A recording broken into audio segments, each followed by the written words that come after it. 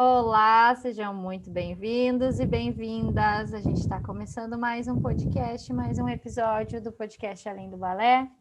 E hoje eu estou aqui com a minha convidada, Fernanda Boff.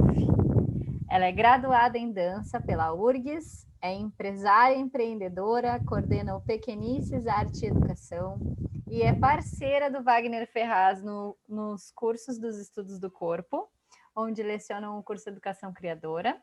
A Fernanda ainda é bailarina, circense, professora e brincante, movida pelo desejo de honrar as infâncias, como ela se descreve lá no Instagram dela.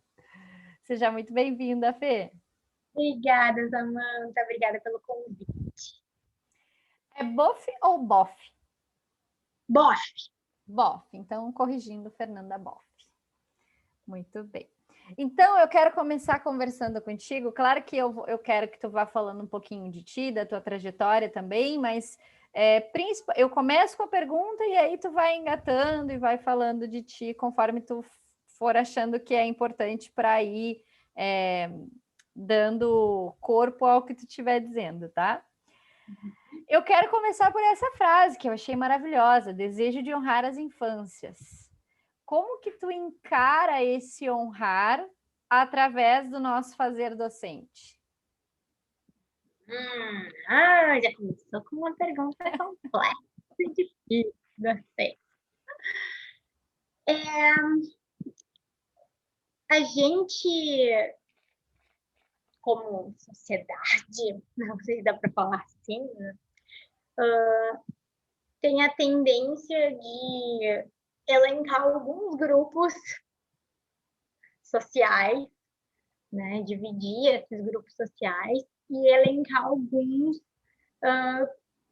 de uma maneira em que eles sejam mais discriminados, né? Digamos assim. E daí a gente poderia fazer uma lista aqui dessas possibilidades, né? Divisões étnico-raciais, divisões por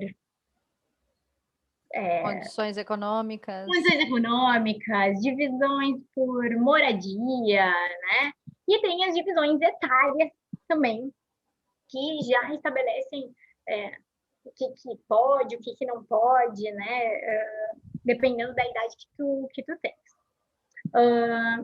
Dentro disso, a gente poderia entrar em várias questões, assim, né? Não é o caso aqui.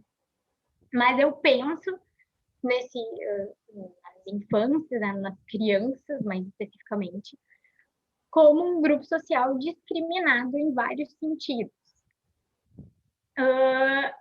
E aí, esse meu desejo de honrar as infâncias é, de fato, de mostrar a potência que as crianças têm e a capacidade de autoria, a competência delas em agir na sociedade, né? A importância da opinião e dos desejos delas para escolhas, para políticas públicas, para olhar para os espaços, para olhar para as cidades, né? Quais são os espaços das cidades que estão voltados para as crianças, né? Enfim, então eu acho que essa ideia de honrar vai um pouco nesse sentido, assim, de evidenciar o papel das crianças e a importância do que elas têm para dizer, né? Dar voz para as crianças dentro da sociedade, assim. Contrariando, então, um pouco essa conduta de achar que a criança, por estar menos tempo no planeta Terra, ela tem menos a dizer ou ela não tem uma opinião formada sobre alguma coisa, ou que não deve ser válido o que ela constrói, o que ela produz, como cultura ou como conhecimento, justamente por ela não ter passado por tantas experiências quanto nós como adultos passamos, né? Então, não sei se respondi até aí o que seria se honrar. E aí, dentro do fazer docente, assim, eu acho que a principal coisa que eu trago, assim, para as minhas aulas é ouvir, escutar, acolher e transformar junto, né?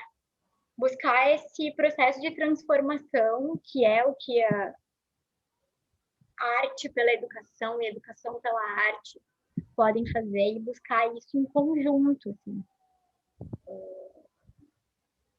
sem impor, sem sobrepor meus desejos ou o que eu acredito que deva ser feito num contexto, ou como uma aula deve se constituir. E é um baita difícil, assim, eu acho, né? É a relação horizontal, né? Que a gente vai trocando, né? Que a gente é criado num sistema de relações verticais. Todo o nosso sistema é feito a partir de relações verticais, né? E aí tu trazer isso para dentro da tua sala de aula. Eu vou aproveitar esse ganchinho, já que eu te interrompi. Fala um pouquinho, então, da tua atuação docente, né? Quem tu é enquanto professora, como que tu atua, como é que funciona isso, para as pessoas também entenderem esse teu lugar de fala. Tá, acho legal dizer que eu nunca me imaginei sendo professora, né? Assim, antes de eu decidir que eu seria professora, óbvio. Mas eu nunca me imaginei, não foi uma coisa assim, quando eu era criança, eu me imaginava, né, que eu ia, que essa seria minha profissão. Não, muito pelo contrário. Era algo que eu queria fugir, porque não me achava capaz de ensinar, de estar lá na frente, e aí com 40 pessoas do outro lado e eu tendo que falar alguma coisa relevante para aquelas pessoas e elas vão aprender de mim. Eu, tipo, nossa, não, jamais, sabe? E aí, mas me achava uma pessoa criativa, então os meus testes vocacionais iam lá para o teatro, porque não existia faculdade de dança aqui, né? Então ia para o teatro, ia para publicidade e propaganda. Eu ia fazer publicidade e propaganda e tal. Foi quando abriu o curso de dança, e aí eu decidi que eu ia fazer a faculdade de dança, porque eu sempre gostei de dança. Dancei desde cedo, assim, acabei parando em função de uma lesão. E aí pensei que, por uma frustração também com a publicidade, assim, me dei conta que não tinha nada a ver com quem eu era. Eu decidi que ia experimentar o curso de dança. E aí foi nesse caminhar, assim, no início do curso, que algumas fichas começaram a cair, né? Porque mesmo quando eu decidi fazer o vestibular para dança, eu ainda assim batia o martelo dizendo que eu não ia ser professora. E eu conversava muito com os meus familiares, com meu namorado na época, e eu batia o martelo, não, eu não vou ser professora, não tenho capacidade, não me vejo professora, e não vou, assim, olha só a loucura da pessoa, que eu via mais possibilidade no meu horizonte de ser bailarina da Beyoncé do que ser professora, sabe? Tipo assim, era um negócio, não, ó, isso eu posso fazer, isso aqui, bailarina, vou fazer turnê com a Madonna, mas professora não. Olha, eu tô, né? Inspiração, meu professor. E aí depois eu fui entendendo por que eu negava tanto esse lugar esse papel, essa função professora. E aí, óbvio, porque todas as experiências que eu tive, todos os professores que passaram na minha vida, ou pelo menos grande maioria deles, operavam num certo formato, de um certo modo, e era aquele exemplo que eu tinha de ser professor, de ser professora. E aí, aquilo eu sabia que eu não conseguia fazer, aquilo eu sabia que eu não seria. E muito mais nessa lógica do não ser capaz, assim. Muito mais do que, tipo, ser professor, assim, é ruim ou é horrível. Não, né? É uma forma de ser professor e ela é super válida e ela funciona para algumas coisas, né? Mas, em geral, era isso. Daí, no campo da dança, era essa professora com muito conhecimento técnico, que passava os movimentos da forma correta de serem feitos, e eu, tipo, não me achava capaz de dizer para alguém que essa era a forma correta de fazer, porque eu achava que eu não sabia fazer da forma correta, assim, não tinha tido aula de dança suficiente, né? Não tinha tido uma formação de 8 anos de balé, né? Enfim. E, e aí eu fui entendendo, tá, beleza, mas será que eu não posso ser outro tipo de professora? Não existem outras possibilidades, né, de ser professora? E isso foi surgindo também muito em função de eu reparar que a minha relação com as crianças no dia a dia e no cotidiano se dava de uma forma muito natural, assim. Eu sempre estava com as crianças. Eu sempre preferia estar com as crianças nesses espaços sociais, espaços de aniversários, ou casamentos, ou, enfim, festas em geral. Eu sempre conto que me tiravam para recreacionista, assim, né? Porque eu chegava na festa e os pais, ai, ainda bem que tu chegou, não sei o que fazer com essas crianças. Então, vai lá que elas estão precisando brincar. E aí eu fui me dando. E isso para mim é tão natural, que nunca tinha passado pela minha cabeça que era uma característica bacana para eu trazer para minha vida profissional.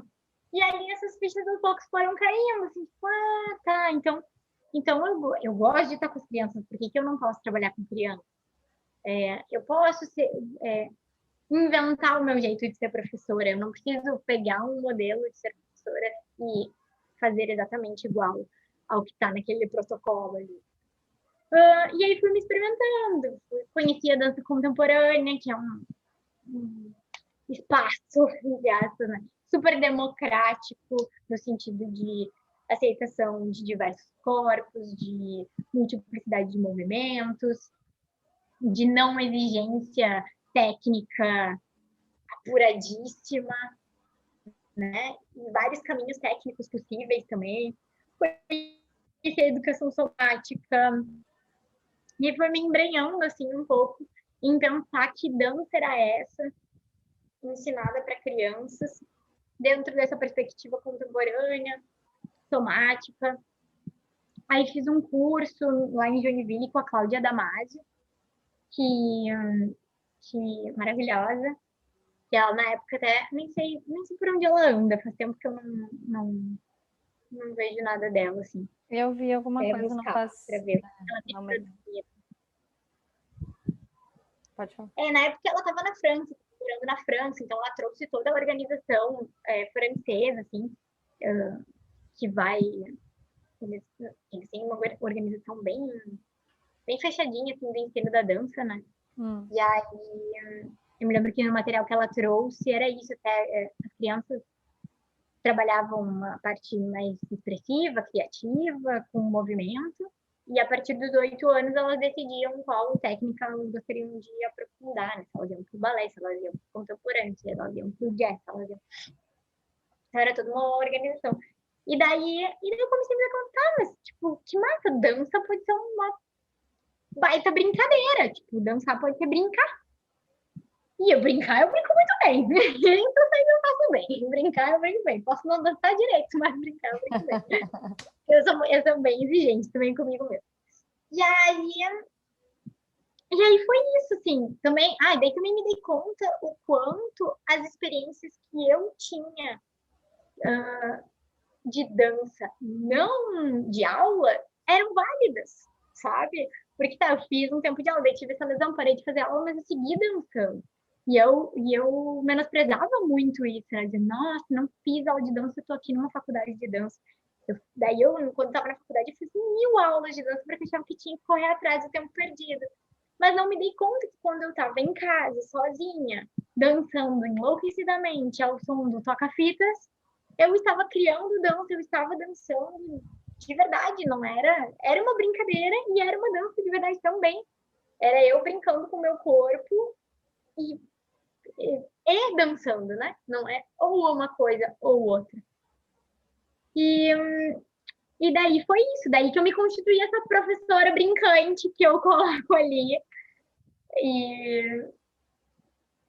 E essas tuas experiências em dança eram... Tu sempre fez balé? Como é que foi? Eu comecei dançando balé e sapateado. Fazer balé e sapateado. Aí, depois eu fui para dança moderna, que eu vejo hoje meio que uma mistura, assim, jazz junto.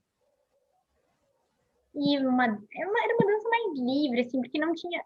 depois estudando a história da dança, assim, eu não tinha um conceito da dança moderna, de fato, assim. Era uma dança mais livre e com elementos que eu identifico hoje do jazz. Uhum. E aí foi na dança moderna que eu me lesionei.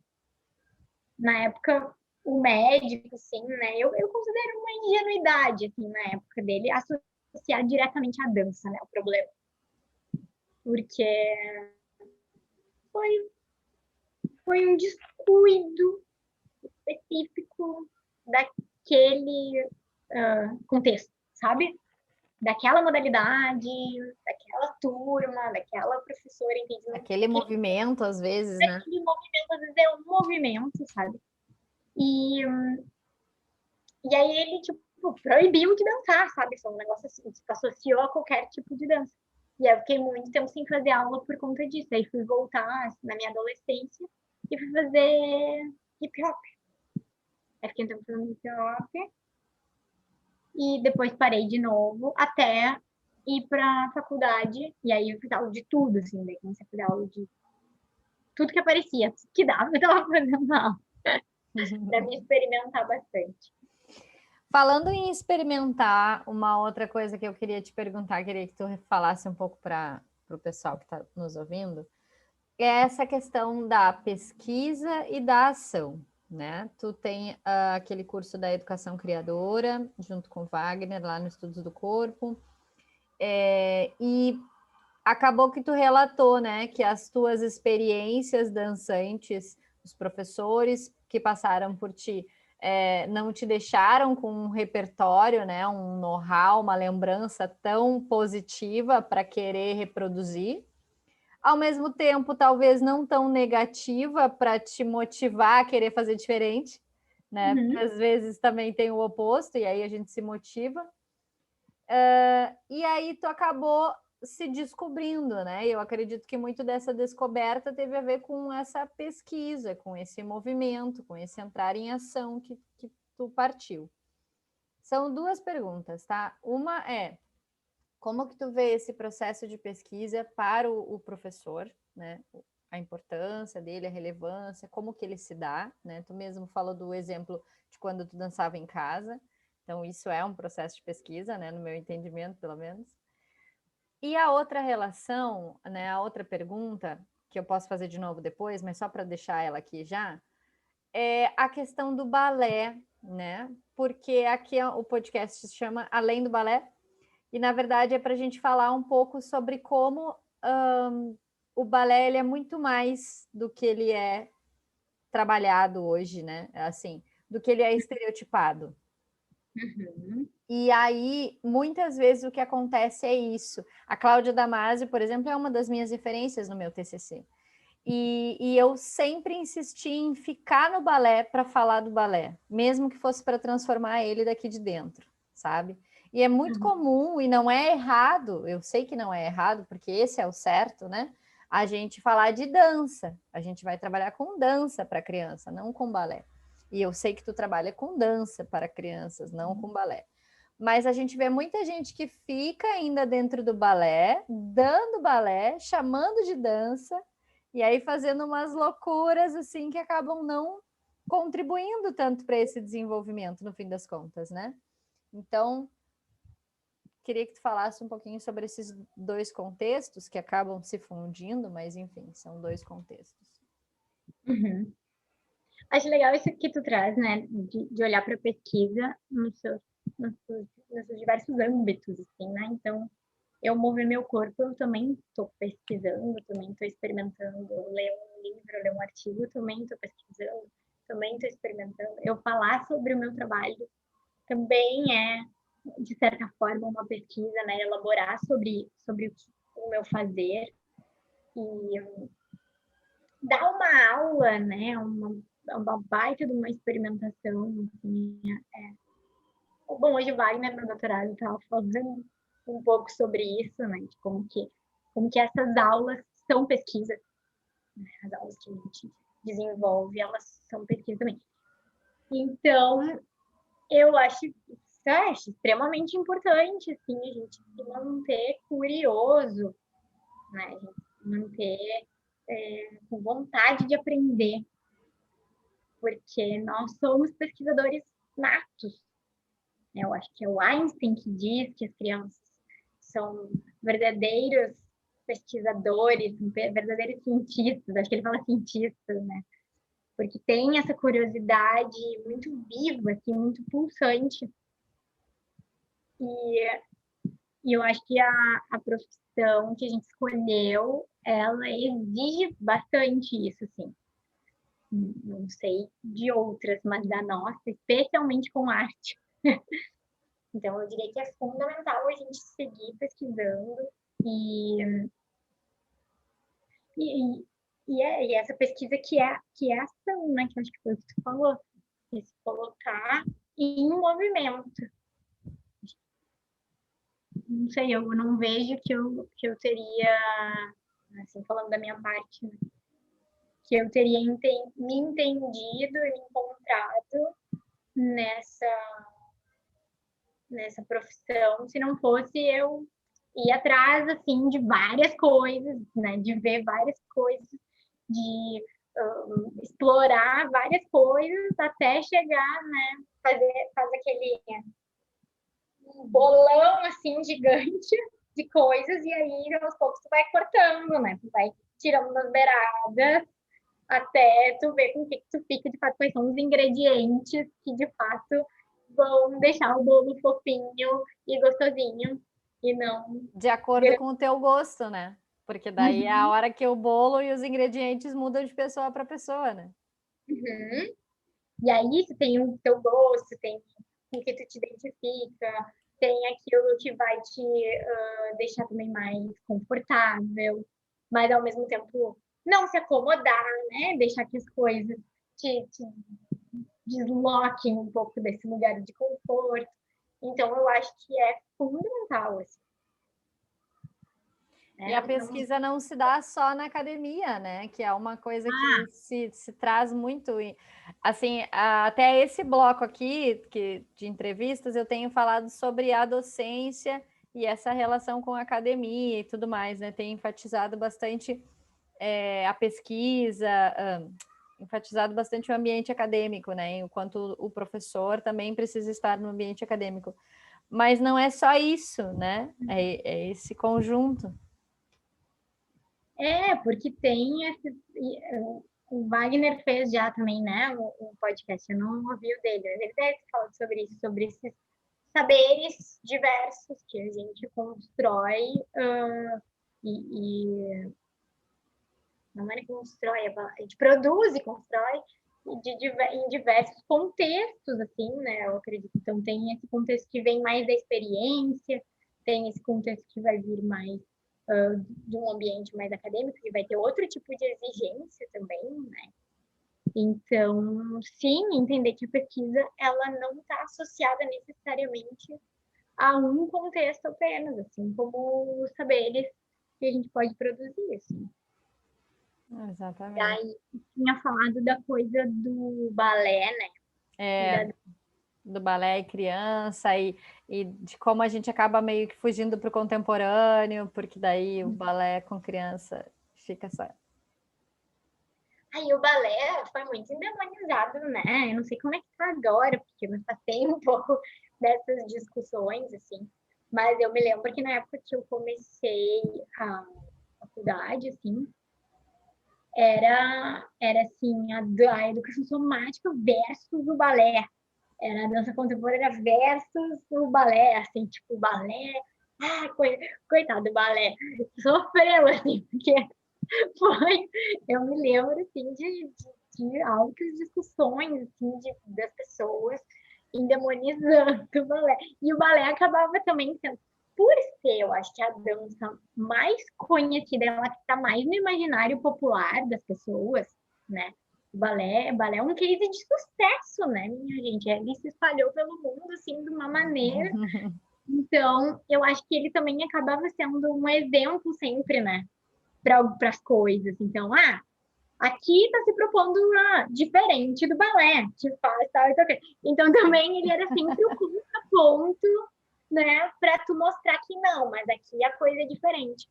Sendo que existem tantos né? O balé não é um balé, né? A dança não é uma, a dança são tantas abordagens, são tantas possibilidades, mas acaba, né, que pega, tem que achar um culpado para alguma coisa, né? E daí as pessoas se sentem bem quando tem lá um culpado para apontar o dedo. Então eu vinha e percebia muito isso, assim, tanto que eu tinha isso para mim, né, que eu não podia dar aula de balé porque eu não tinha formação técnica. Então eu cresci com essa ideia e na faculdade essa ideia foi reforçada, né?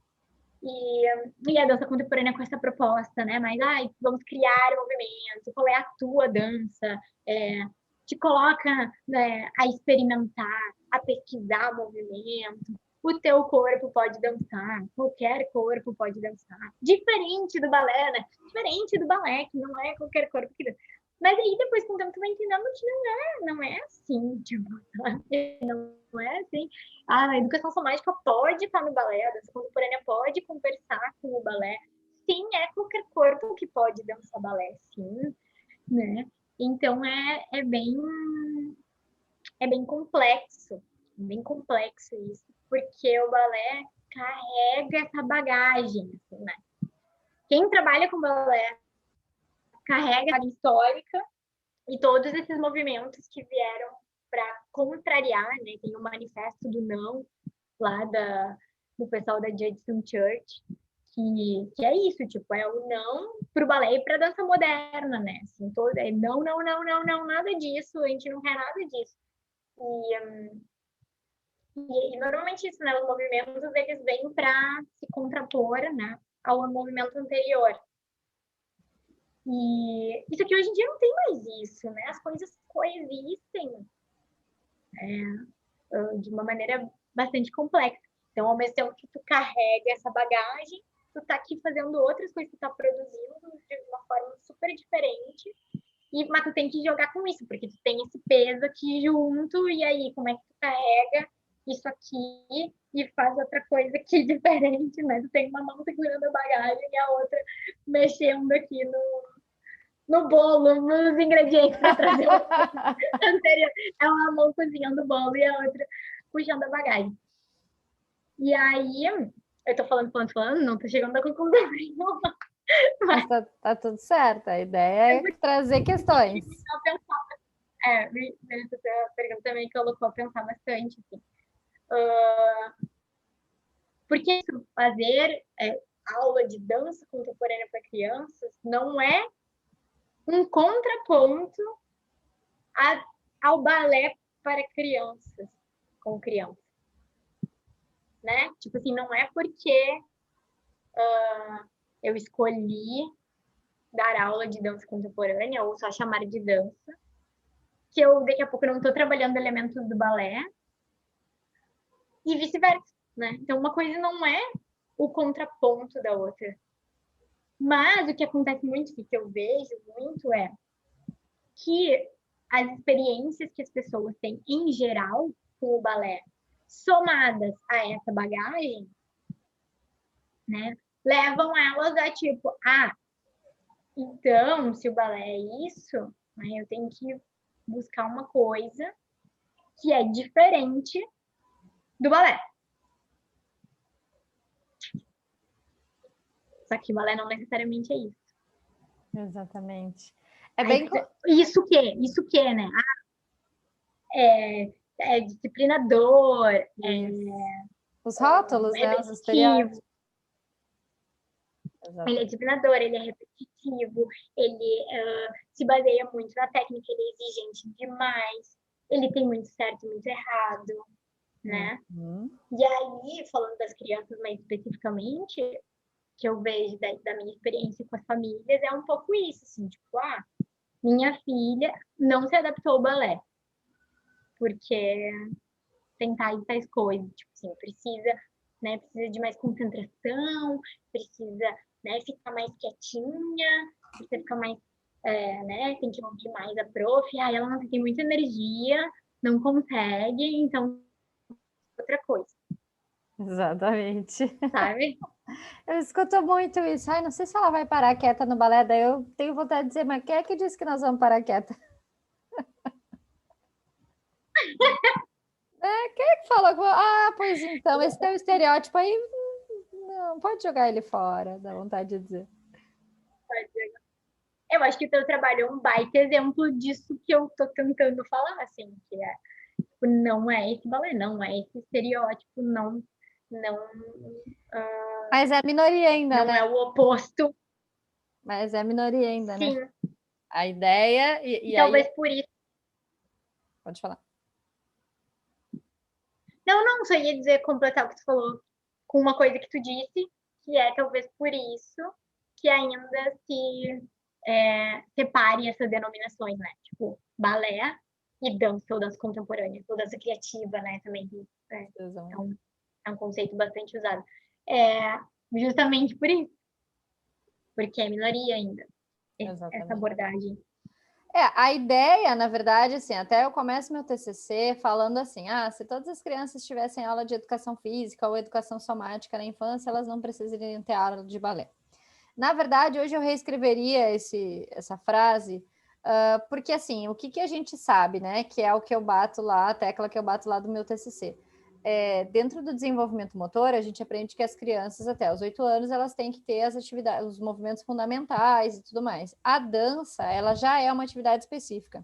Então, tu pode ter nas tuas habilidades fundamentais lá ritmo, várias coisas que são pertinentes à dança, mas tu não precisa ter dança, teoricamente.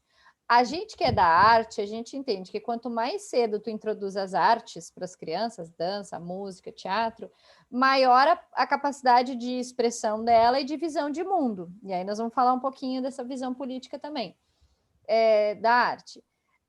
Mas o código só deveria ser ensinado a partir dos 8 anos, que é a mesma coisa que acontece nos esportes. Né? Tu aprende a chutar, tu aprende a lançar, tu aprende a receber, mas tu não aprende as regras do vôlei antes dos 8 anos, né? Os esportes específicos, tudo que for específico seria a partir dos 8 anos. Só que o balé, ele foi colocado num pedestal e foi usado de uma forma comercial. Duas coisas que fazem ele querer ser ensinado para as crianças pequenas. Então, como que a gente lida com isso vivendo no mundo capitalista, né? Então, a gente oferta o balé porque ele vende, mas a gente tem que tomar o cuidado de o que a gente está reproduzindo e como que a gente está favorecendo essas crianças ou não. Será que a gente está honrando as crianças, né, e o desenvolvimento delas? Será que o que a gente está fazendo é o melhor para elas mesmo? E aí eu vou engatar no que eu queria perguntar, que é a nossa terceira pergunta, que é como que tu enxerga, e eu já imagino como que tu enxerga, né? Mas eu quero saber de ti.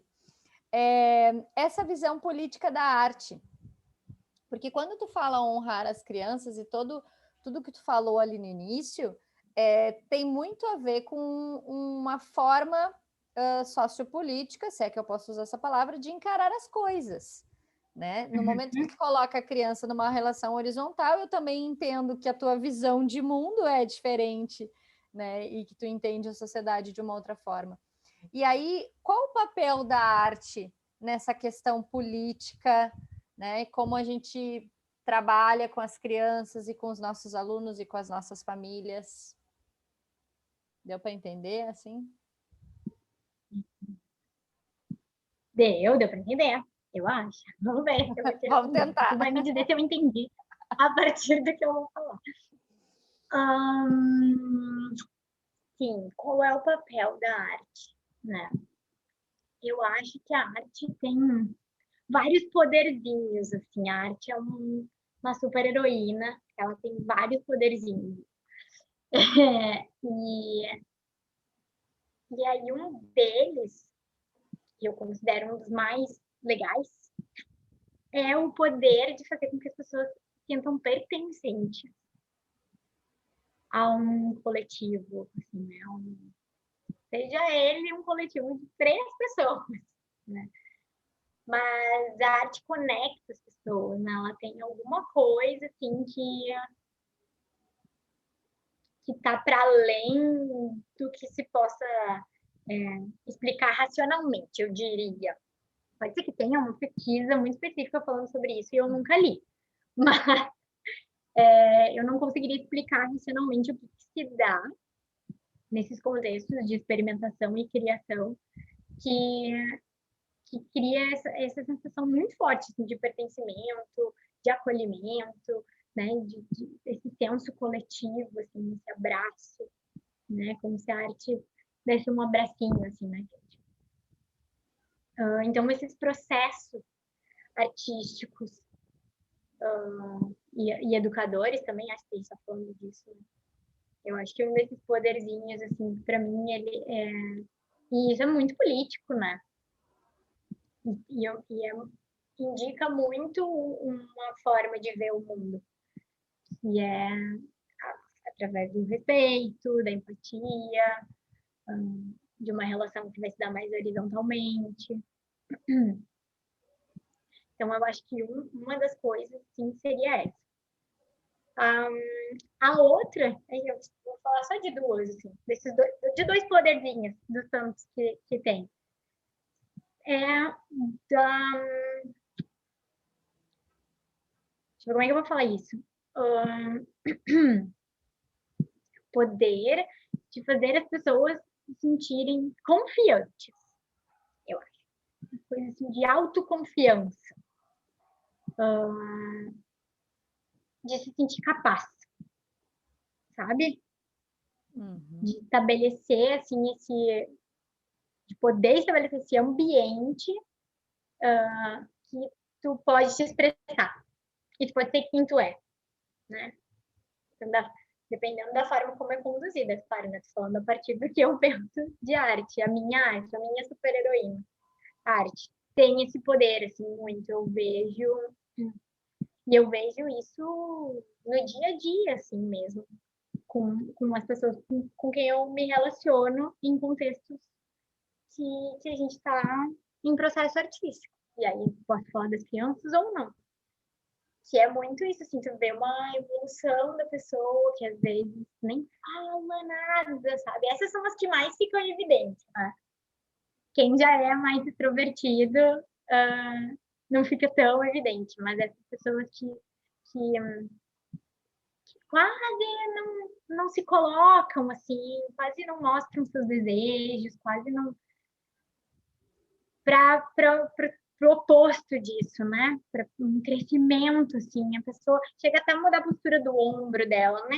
Que às vezes é fechada para dentro, assim, e aí aquele peito aberto se mostrando, tipo, pode vir que eu sou capaz, sabe? Que eu tenho algo para dizer e que eu posso ser eu e posso me expressar dessa forma. Assim. E aí eu acredito que é um poderzinho importante, pensando politicamente. Afinal, em geral, os espaços políticos tendem a nos calar, né? Aí, como mulheres, falando das minorias, como mulheres, como pessoas negras, indígenas, como LGBTQI+, como crianças, isso aí se evidencia ainda mais, né? Essa importância de se colocar no mundo, assim. Acho que a arte tem um papel fundamental nesse sentido também. Não sei se era essa a tua pergunta, era essa, né? Sim. Tá. Dentro da nossa sala de aula, né? Eu, na entrevista com a Neila, que foi o episódio passado, ela falou uma coisa que me deixou muito tocada, assim, né? Ela usou a expressão micro-revoluções. E eu sempre falei, assim, que o meu papel político tem muito mais a ver com atuar diretamente com as crianças, que eu acredito que podem fazer alguma coisa, do que eu ficar, sei lá, batendo panela e atuando na rua, assim, sabe? Revolução na rua. Embora nesse momento, nesse contexto, eu acredite que isso esteja sendo necessário. E aí ela usou essa expressão micro-revolução, e eu pensei, nossa, minha sala de aula é uma micro-revolução constante, né? Porque a gente está sempre desconstruindo alguma coisa. Eu lembro que outro dia eu estava com umas alunas de 8 anos, mais ou menos, e aí elas estavam falando sobre sistemas, né? E daí eu fui dizer assim, porque aqui nós somos uma democracia, então nós vamos escolher juntas o que nós vamos fazer hoje. Você sabe o que é uma democracia? Elas não sabiam. Daí eu disse, bom, então olha só, vou explicar, uma democracia é assim, aí a gente também tem a forma imperialista, que é assim, e tem a forma assim, assado, e fui explicando. E aí um professor de uma delas é professor de... O pai de uma delas é professor de história, né? Aí quando eu terminei a aula, eu fui lá para ele e disse assim, olha só, eu expliquei isso para elas, tá certo? Mas assim, primeiro, como a gente interliga assuntos, né? Isso eu acho que é uma super habilidade também, que a arte tem essa capacidade, e por mais que a dança tenha um fim em si, e eu acredito que a gente tem que fazer a dança pelo fim em si mesma, ela também é ferramenta, né? Ela também serve para isso.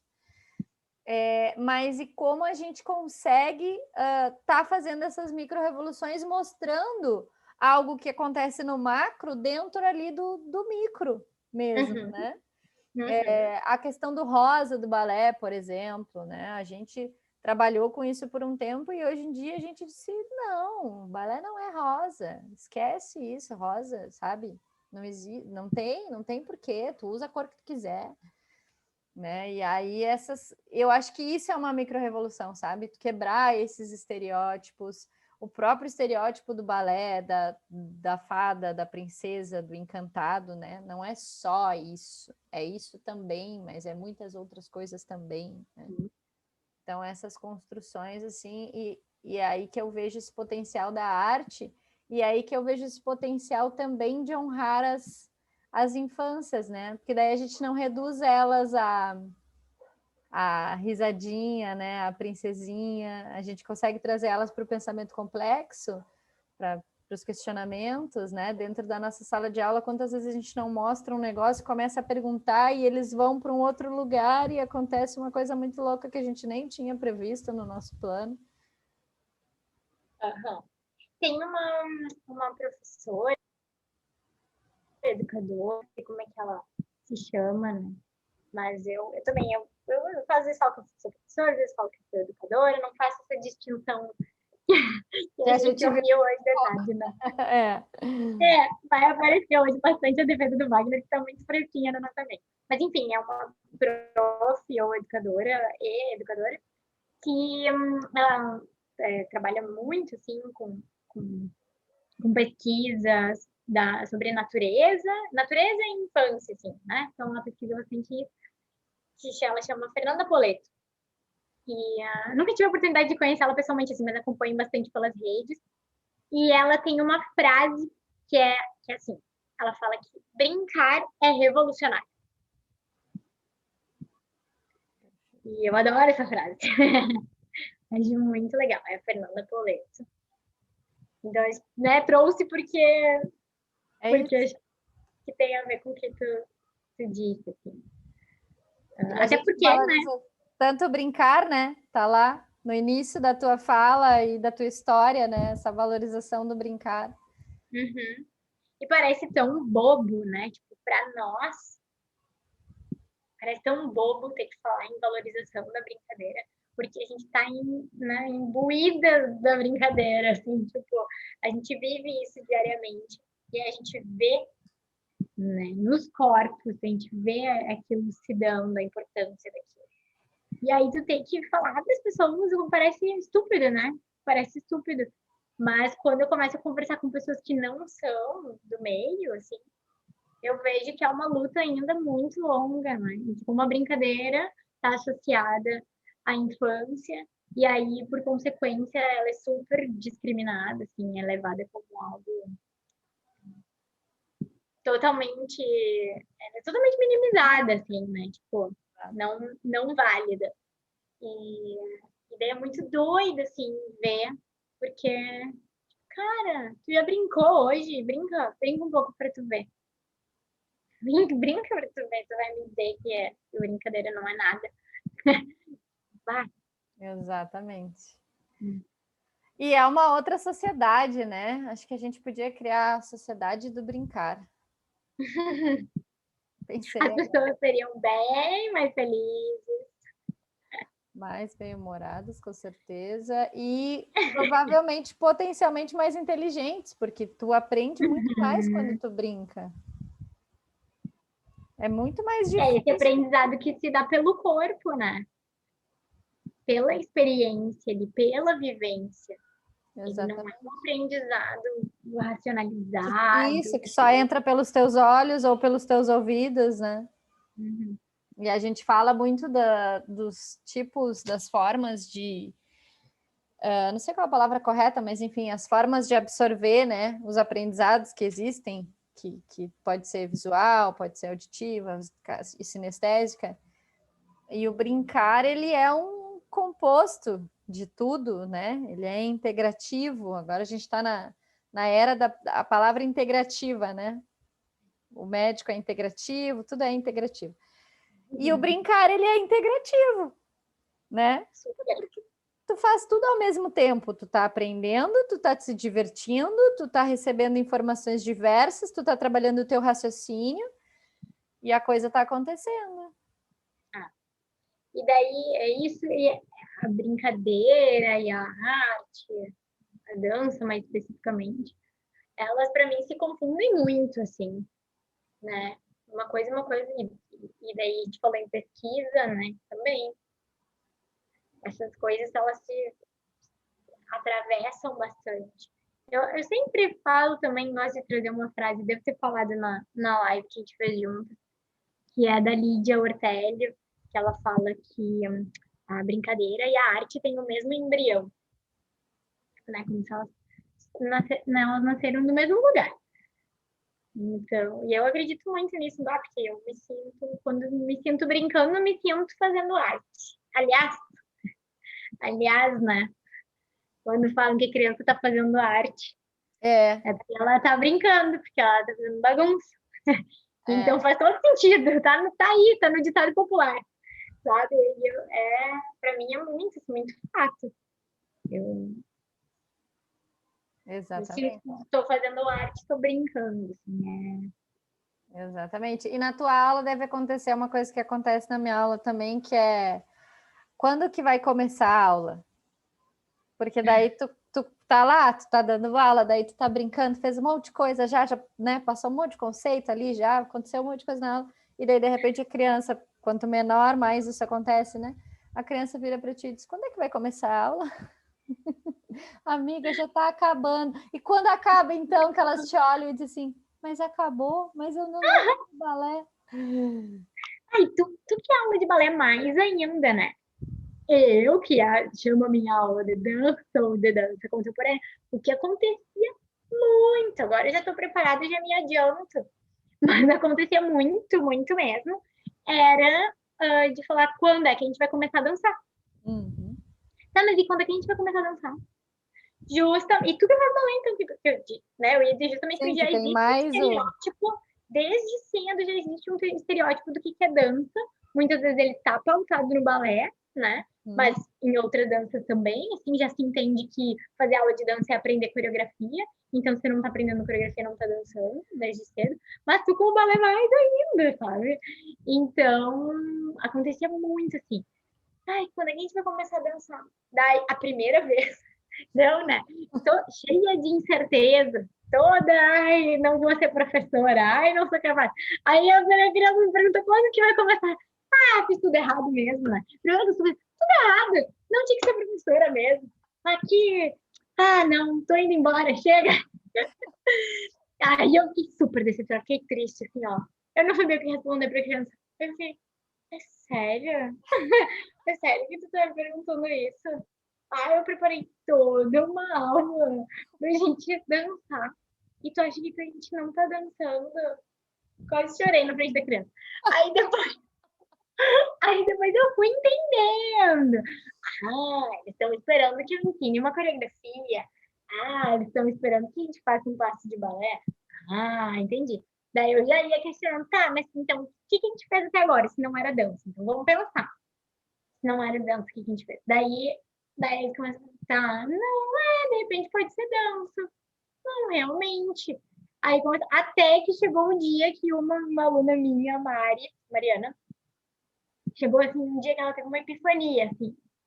E ela, agora eu entendi. Ela fez assim, coisa mais querida. Agora eu entendi. Piscar pode ser dança. Ela falou. 8 anos. Coisa mais querida, assim. E eu falei, isso, Mari. Qualquer movimento pode ser dança. A gente pode transformar qualquer movimento em dança. Daí ela ficou maravilhada, daí ela ficava piscando assim, coisa mais querida. Então sim, tem tudo isso ainda, né? De trabalhar com que desde cedo já se constroem muitos estereótipos, muitas certezas do que é, do que não é. E tu deve sofrer também com a questão dos alunos meninos, né? Se você tem Ah, alunos meninos, não nem tem eu já vaga. tive 2 ao longo de 20 anos. Imagina! Uhum. Não, 20 anos. Não. Na escola, dentro da escola, né, que procuraram, eu tive 2 ao longo de 20 anos. Depois eu atendi em Surreal. escolas de educação infantil. Eu tive um local que era diferente, assim, e eles quiseram que eu desse aula de dança para toda a escola. Eu cheguei lá com o balé e aí eles pediram para eu trabalhar a dança com toda a escola. E aí todos os meninos faziam, assim, eu era super endossada pela escola, sabe? E aí foi muito legal, foi a vez que eu mais trabalhei com meninos, assim, mas que procuraram, especialmente o balé, na escola, na minha escola de dança, 2 ao longo de 20 anos. E é isso, né? Daí as pessoas nem chegam, não conseguem nem romper essa barreira, né, para conhecer o trabalho, porque o que se constrói, né, esse pré-conceito, ele é tão forte que não chega. E aí voltamos pro. Te interrompi de novo, desculpa. Voltamos lá porque a gente falou da parte política. Porque daí qual é a micro-revolução que eu faço dentro da minha sala de aula? Eu tenho uma aula aberta, onde os pais, especificamente os pais, são convidados a comparecer. E aí, essa aula aberta, ela sempre vai questionar o menino na sala de aula, o menino na aula de dança. Então, a gente já teve vários nomes de várias formas diferentes, mas a última que a gente mais tinha feito era Os Meninos Não Dançam, que era uma história que tinha num livro. Aí a gente lia essa história e era muito engraçado, porque era assim, a gente lia a história, fazia toda a aula baseada na história, e aí quando chegava no final da aula a gente perguntava, e aí, os meninos dançam? E aí as crianças diziam, não, né? A gente falou a aula inteira. Mas porque é tão forte, é tão Muito enraizado. enraizado, gente. Exatamente. E aí, agora, nos últimos anos, uma coisa que a gente estava fazendo era as gincanas, e aí tem a aula aberta dentro da gincana, e aí as tarefas da gincana era, por exemplo, o pai fazer o coque na criança. Então a gente começava a colocar, aí teve dia de gincana que era os pais serem maquiados pelas meninas, teve tarefa de gravar vídeo com roupa de balé, sabe? E aí, claro, óbvio que eles não tinham coragem de fazer, alguns fizeram, né? Foi muito legal. Mas assim, de começar a romper, sabe? E bater de frente. Aí eu já cheguei num nível até de intimidade com o meu público para começar a bater de frente nesses padrões e nesses estereótipos, porque não é tão fácil, né? Imagina, a criança vem toda feliz para a aula de balé querendo usar rosa, e aí tu chega lá e diz para ela, não, meu bem, aqui não, a gente não usa rosa. Tu também destrói a expectativa da criança, então tudo é uma construção, né? É a tal da micro-revolução. Esse imaginário da bailarina, né, também é outra coisa que é um desserviço para quem está trabalhando com uma proposta, uma abordagem diferente, né? E cai para ti também, né? Eu imagino que quando o pessoal procura dança e tal, vem com o imaginário junto, né? Não tem tanto assim, justamente porque não tem o peso do nome do balé. Uhum. É muito louco, faz toda a diferença. Mas um pouco, um pouco sim. Um pouco sim. Eu vou fazer aula Mas é de que nem eu te falei, dança. né? Vou fazer aula de dança. Uhum. E aí, com o tempo, fui me preparando, né? Fui me adiantando, sim. E daí agora eu explico, dou uma explicadinha. Quando são as maiores, né? Eu já explico, ó, a gente tá fazendo uma aula de dança, mas é uma aula de dança diferente. Quem já fez aula de dança vai ver que não tem nada a ver com a aula de dança. Eu tenho certeza que não tem nada a ver com a aula de dança que tu já fez. E daí eu vou dizer, eu vou pedir para vocês criarem muitos movimentos. Não esperem que eu chegue com uma coreografia aqui para vocês. Não, nem gosto de fazer isso. Não tenho muita paciência para ficar criando coreografia. Eu gosto de criar junto com vocês. Eu vou criar um movimento, vocês vão pegar um movimento, eu vou pegar o de vocês. Então, daí eu já adiantei e adianto e falando que toda a aula é conduzida por jogos e brincadeiras. Né? E a gente vai movimentar o corpo a partir disso, vai criar a partir das brincadeiras. Porque também tem, assim, tipo, as próprias crianças, às vezes, elas, como é que eu vou dizer?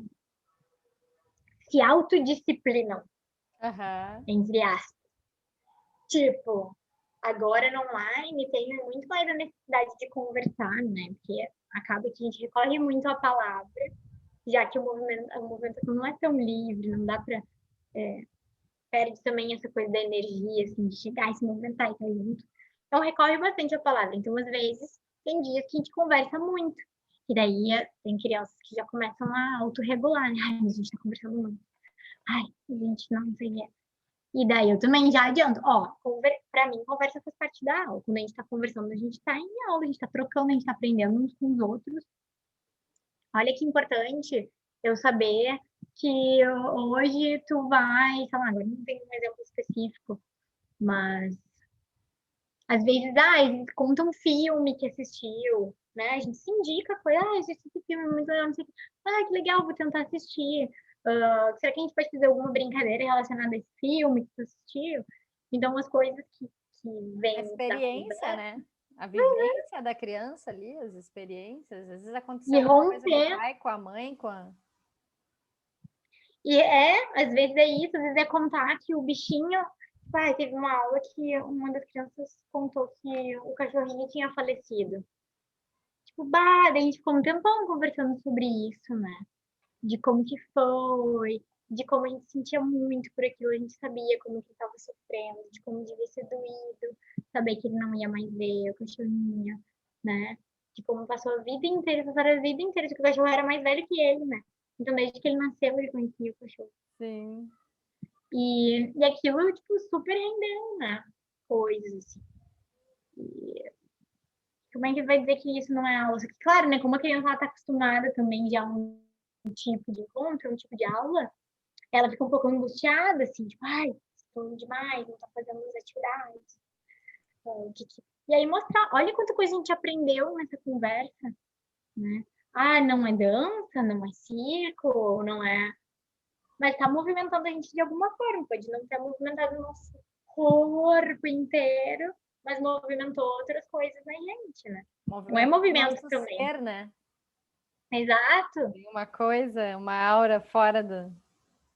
Eu reparei muito também a angústia dos pais nesse período, assim, pandêmico, por acompanhar muito, assim, de ficar angustiado, mas eles falam muito, não te deixam dar aula. E daí eu disse, não, mas isso é aula, a gente tá com... E eu falei assim, me sinto muito honrada que eles se sintam à vontade, eles, elas, né? Se sintam à vontade de conversar comigo sobre essas coisas, de saber que eles podem vir falar comigo sobre essas coisas, sabe? De se sentir Exatamente. confortável, de se sentir pertencente e confiante para falar, sabe? Para fazer um link com o que a gente. Isso para mim é uma honra, sabe? Eu acho incrível. Sim, às vezes realmente acaba sendo um pouco exagerado, porque daí o que acontece às vezes? Alguém domina a conversa, né? E aí também é o papel do professor de mediar isso. Tá, tu já contou bastante coisa, tem fulano de tal, tô tentando falar e não tá conseguindo. Porque eu não mudo os microfones, né? Tu também não me lembro da gente falar sobre isso já. Então, sem mutar microfone, é essa negociação de, tipo, beleza, agora a gente vai deixar o fulano falar e tal. Enfim, agora a gente já foi bem adiante, assim, a gente estava falando desse, questionando esses estereótipos. Temos esses exemplos, né? Fê, Uhum. vou fazer nosso encerramento aqui. Vou te pedir para te ficar aí depois que eu me despedir, tá? Tá. Queria te agradecer pela tua presença, por essa conversa, por mais essa troca, né? A gente já tem feito várias trocas agora e cada vez eu aprendo mais, me enriquece mais. Tu tem um conhecimento prático e um conhecimento teórico, né? Como diria o Wagner também, essa divisão aí não é muito boa, mas enfim, tu sempre traz autores, tu traz pessoas, referências para a gente, isso é muito legal também, muito enriquecedor. Muito obrigada mesmo pelo teu tempo, por tu ter estado aqui conosco. E eu só queria te pedir para te agora na tua fala, no teu agradecimento, tu deixar os teus contatos para quem quiser falar contigo, tá? Mas, ai, Fernanda, te agradecer mais uma vez. Eu amo conversar, amo bater papo, amo trocar. Também aprendo um monte te ouvindo. Que bom, assim. Agradeço a gente ter se aproximado mesmo, meio distante, mesmo distante, né? Isso que é engraçado, porque a gente se viu pessoalmente uma vez para tu trazer as coisinhas. Mas me sinto muito próxima de ti, isso é muito legal. Então, te agradecer o convite, dizer que sim, essa coisa da teoria e da prática, né, e tal, o Wagner costuma dizer que ele considera tudo prática. Uhum. Mas sim, eu entendo que, né, por motivos didáticos, é bom às vezes, né, não, tá, a gente está falando mais de questões relacionadas ao pensamento, à escrita, né, a autores, isso é mais do campo teórico, e o outro mais do campo da experiência. E eu acabo trazendo, e eu gosto de pensar isso também de uma forma bem orgânica, assim, do que vem, não tanto, dos conceitos, vou estruturar os conceitos que embasam o meu fazer, o meu trabalho. Porque eu acredito que é isso, eu me constituo de várias coisas, né? Então, tipo, isso que a gente está conversando agora já me modificou um pouco, e eu vou trazer isso comigo, e daqui a pouco isso vai aparecer de alguma forma em outro lugar, em outra conversa, né? E deixar isso fluir, né? Esse fluxo, assim, né? Para trazer um conceito da dança para essa história, sabe? Então isso, assim, só para comentar isso que tu falou. E aí, dos meus contatos, me coloco assim, super à disposição, né? Repetir, que eu gosto de conversar. Eu tenho o meu Instagram pessoal, que é @FernandaBBoff, então são 2 Bs, OFF. E o Instagram do Pequenices, @pequenicesarte. Tem o site também, quem tiver interessado, tem um livro que eu organizei que pode ser bem bacana para quem está buscando ler mais sobre essas coisas. Tem até um repertório de atividades ali que pode ser trabalhado em aula com as crianças, para download gratuito no site, pequenices.com. E daí no site tem meu telefone, e-mail, tudo mais, outros contatos possíveis de me achar. Joia. Fê, mais uma vez, muito obrigada, viu? E obrigada a você que ouviu o podcast. Espero você no próximo episódio. Um beijo, até breve. Beijos.